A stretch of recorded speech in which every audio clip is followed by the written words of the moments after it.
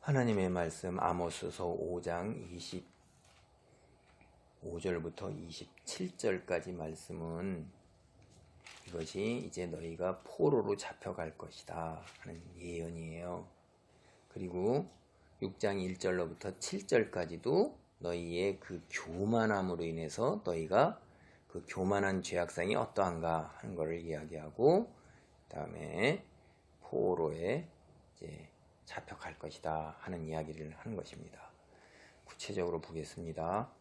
이스라엘 족속아, 너희가 40년 동안 광야에서 희생과 소제물을 내게 드렸느냐? 이게 수사학적으로 이제 묻는 거예요. 그렇지 않았다는 거죠, 이게.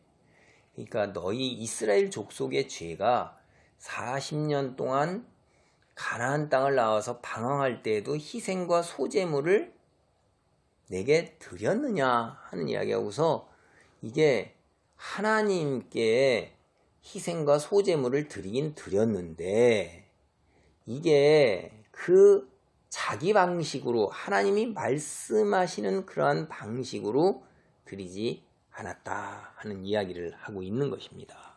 이게 하나님이 원하는 방식으로 드리지 않았다는 거예요. 그 이스라엘의 우상숭배의 문제가 이게 어제 오늘의 이야기가 아니라 이들이 가나안 땅을 출발해서 나온 그때부터 이방신을 섬겼다는 거예요. 그거를 우리가 사도행전을 보면 스데반 집사가 나오는데, 스데반 집사가 순교하기 직전에 이 구절을 가지고서 이러한 이야기를 하고 있는 거예요. 이 구절뿐만 아니라 이스라엘 민족이 그 광야에서 시작할 때부터 이미 이방신들을 섬기기 시작했다라는 그런 해석을 이야기해요. 그러니까 우리가 여기서 보면 뭐냐면, 하나님께서는 예배는 굉장히 소중한데 그 예배자들의 문제라 이거예요. 예배자들이 제물과 찬양을 드리고 헌신하는 것, 이것으로 그냥 그것이 끝나는 거예요. 예배로 끝나는 거예요. 그것이 삶 속에서 하나님의 공의와 정의로 연결돼서 거룩한 빛을 발하는 것으로 나가는 거예요. 하나님의 성품을 닮아서 변해나가는 거예요. 예배를 통해서, 찬양을 통해서, 헌신을 통해서, 봉사를 통해서 그 사람들이 하나님의 거룩한 모습으로 점점 변해나가서 세상의 가정에 돌아가서, 직장에 돌아가서, 예배가 끝난 이후에 돌아가는 그 과정 속에서 하나님의 사람으로서 사람들이 그 속에서 하나님을 봐야 되는 거예요. 하나님의 사랑을 느껴야 되는 거예요. 하나님의 공의와 정의를 그들의 손길과 그들의 말과 행동에서 보고 느껴야 되는 거예요. 그런데 이게 제물과 찬양과 헌신과 봉사는 교회에서 자기네끼리 모여 있을 때에는 거룩이에요. 그러나 거기를 떠나서는 세상 사람과 별다름이 없는 거예요. 아니, 오히려 때로는 더해요. 이게 문제다 이거죠. 그러니까 이게 현대적인 해석이고, 오늘 여기에 나오는 해석의 문제는 이스라엘의 우상 숭배의 문제는 이미 아주 뿌리 있게 오래된 거다라는 거예요. 그래서 26절이 너희가 너희 왕 식국과 기운과 너희 우상들과 너희가 너희를 위하여 만든 신들의 별 형상을 지고 가리라.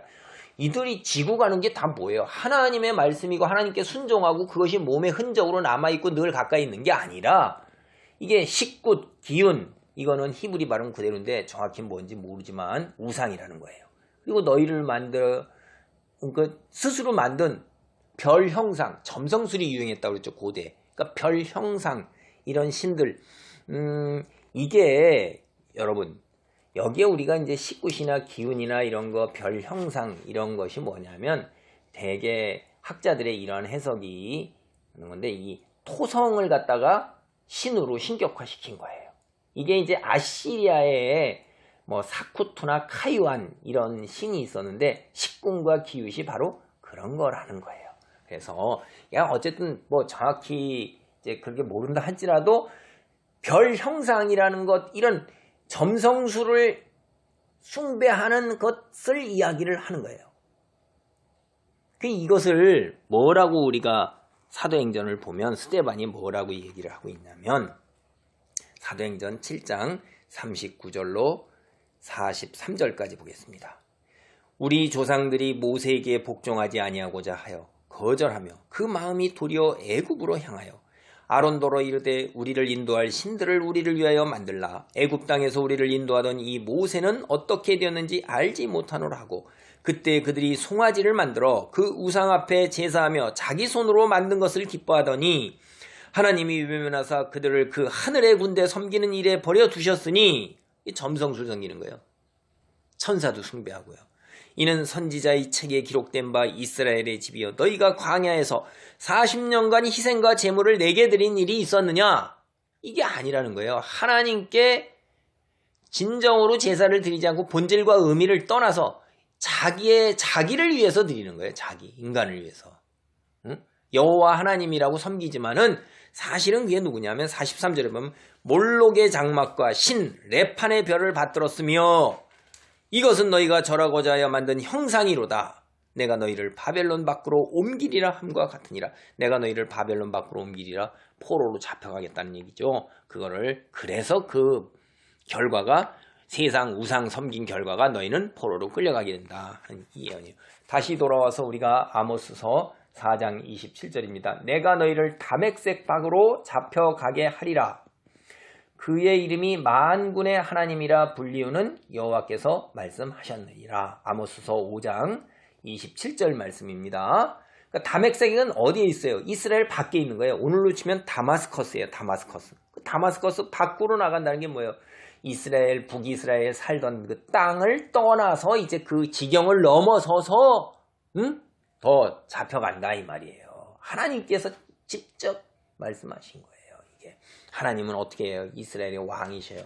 그러니까 그들의 통치자로서 하나님이 섬김을 받아야 되는데 이렇게 뭡니까 이게? 이방신이나 일찍부터 우리가 아론을 보면 금송아지를 섬겼죠. 이 북이스라엘이라는 나라가 뭐예요? 여로보암이 처음부터 베델과 단에다가 금송아지를 만들어 놓고 너희를 이스라엘을 애굽 땅에서 인도했는 여호와라고 거기서 섬기게 만들었잖아요. 그것이 쭉 내려와서 그들은 여전히 여기를 벗어나는데 그 뿌리가 이미 아론서부터 시작되는 거예요. 땅을 떠나서 나와죠. 그래서 너희들이 지금 북이스라엘 너희 얼마나 교만한가 한번 봐라. 그게 7장 1절로부터 이제 7절까지입니다. 아모스서 6장 1절로부터 7절까지입니다.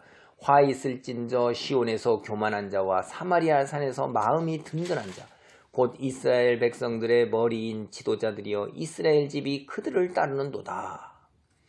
이게 교만하기 때문에 마음이 든든하다 하는 것이 이것이 다 교만함을 얘기하고 있는 거예요. 여러분 이게 진짜 마음이 교만한 사람들이 마음이 자기가 든든하고 자기가 훨씬 더 잘났다 이러는 거예요. 뭐냐면 2절 볼래요? 너희는 갈레로 건너가고 거기에서 큰 하맛으로 가고 또 블레셋 사람의 가드로 내려가라. 갈레, 하맛, 가드 다 블레셋 땅에 있는 큰 도시들입니다.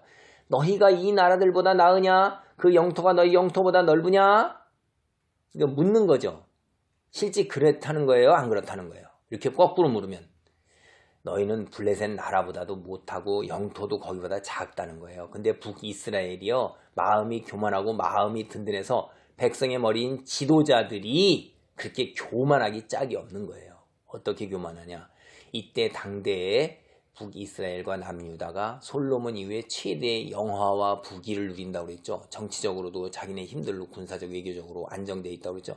그래가지고 이 지도자들이 하늘 높은지를 모르는 거예요. 그래가지고 4절 5절 보세요. 상하상에 누우며 침상에서 기지개를 켜며 양떼에서 어린 양과 우리에서 송아지를 잡아서 먹고 비파 소리에 맞춰 노래를 지절거리며 다윗처럼 자기를 위해 악기를 제조하며 대접으로 포도주를 맞으며 귀한 기름을 몸에 바르면서 이들이 삶이 어때요? 상하라는 거는 오늘날도 귀하잖아요. 굉장히 귀한 상에서 눕고 침상에서 게으름을 펴서 기지개를 킨 거고, 고기는 놔서 먹인 것은 질기고 기름기 적고 그거보다 더 적인 것은 우리에서 잡아서 우리에서 키우는 거예요. 그것도 어린 양하고 송아지를 먹어요. 일반 백성들은요, 이때 당대의 기록을 보면 고기를 거의 못 먹습니다. 아주 귀하게 특별한 때에나 고기를 먹는 거예요. 우리도 자랄 때 그랬어요. 50년대 60년대에 소고기 먹는 게 쉽지가 않았습니다. 목축이 없었으니까. 그것도 어린 양과 송아지를 잡아먹는 거예요. 그 다음에 노래로 잔치의 연회를 불면서, 그리고 악기, 밴드까지 동원해서, 오늘날도 잘 사는 사람들 밴드 불러오면 돈이 많이 들어가죠. 여러분 결혼식이나 잔치를 벌였을 때 합창하는 사람을 불러오고 악기 연주하는 사람을 불러오고, 그 다음에 대접으로 포도주를 마시는 거는 대접은 큰 거잖아요. 작은 잔이 아니라 큰 잔으로 마음껏 먹고, 이 향수가 얼마나 비싸요. 오늘날도 향수가 비싼데 그거를 귀한 기름을 먹으면서 사치가 극에 이르고 게으름이 말할 수 없는데, 이것이 어디에서 오는 거예요? 가난한 자들을 압박하고 포악하고 겁탈하고 압제하는 데서 오는 것들입니다. 그래서 우리 앞에서 바산의 암소난 이런 거, 포악, 겁탈, 이런 것들이 이스라엘이 어느새 애굽과 그 주변에 있는 블레셋 민족의 그 모습이 자기 모습이 되어서 통치자들이 이렇게 백성들을 위에 올라서 군림하고 약탈해서 이런 사치를 누리는 걸 얘기해요. 그래서 요셉의 환난에 대해서는 근심하지 않은 자로다 라고 얘기하고 있죠. 요셉이라는 건 에브라임 지파죠. 에브라임은 누구예요? 북이스라엘의 다른 민족. 그러니까 민족 전체가 이제 환난을 당한다 이 말이에요. 그래서 7절 어떻게 되느냐?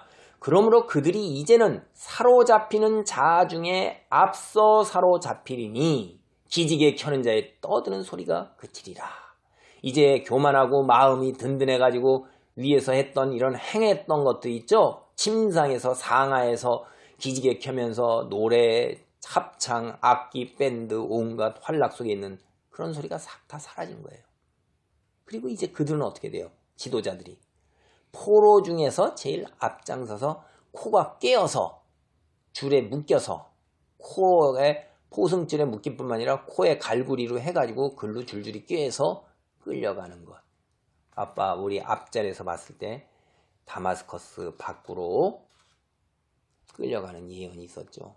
이렇게 되는 것이, 이것이 30-40년 후에 이제 북이스라엘이 아시리아에 멸망하면서 이런 일이 그대로 예언이 이루어집니다. 여러분, 우리의 상황은 어떨까요? 우리의 상황. 여기도 이게 6장 1절로 7절은 이게 저주에 대한 예언이에요. 저주의 예언. 이게 처음에 화 있을진저, 이것이 우리가 앞에서 주면 너희는 망한다 라고 그러는 거예요. 그래서 이게 크게 거짓 평안을 얘기했고, 그 다음에 거짓된 가치관, 4절로부터 6절, 이런 것이 그때 당대 상하상, 비파소리, 악기 제조, 대접으로 포도주, 귀한 기름, 이런 거 먹으면서 침상에서 기지키고 양떼에서 어린 것 잡아먹고 이런 것이 횡행하는데, 이런 것이 바람직한 거고 잘 사는 거고 세상에서 그게 부러워하는 가치관이 잘못된 거예요. 이 두 가지가 다 잘못된 거라는 거예요. 여러분, 아모스가 한 이야기는 이스라엘뿐만 아니라 사실은 남유다 왕국의 백성들을 향해서도 외쳐지는 거예요. 오히려 이것은 하나님의 백성, 시대와 장소를 초월한 하나님의 말씀으로 이것을 외쳤을 것입니다. 우리 한번 살펴보세요. 이스라엘 지도층 비아냥거리면서 번영과 풍요로움 속에서, 교만 속에서 세상에 취한 거예요. 우리는 어떻습니까? 오늘 세상에 취해 있는 것은 아닌지 우리도 한번 살펴봐야 돼요. 그래서 우리가 오늘 어려운 말이 뭐냐면 6장 3절, 너희는 흉한 날이 멀다 하여 포악한 자리로 가까워지게 하고, 이것을 새 번역에서는 이렇게 이야기를, 의미를 이야기해서 우리에게 전해주고 있어요. 너희는 재난이 닥쳐올 날을 피하려고 하면서도 너희가 하는 일은 오히려 폭력의 날을 가까이 불러들이고 있다. 하나님의 심판을 피하고자 하면서 하나님의 심판이 빨리 오도록 그렇게 너희는 행동하고 있다는 거예요. 여러분, 우리는 어떻습니까? 오늘 저는 우리 형편을 둘러보면서 우리가 다 같이 자신이 통해 자복하고 그리고 그 하나님이 혹시 우리에게 있을 심판을 조금 완화시키고 뒤로 물리시고 이렇게 변경하실 그리고 우리를 구원으로 인도하실 자비와 은혜를 간구하는 자리에 있기를 바랍니다.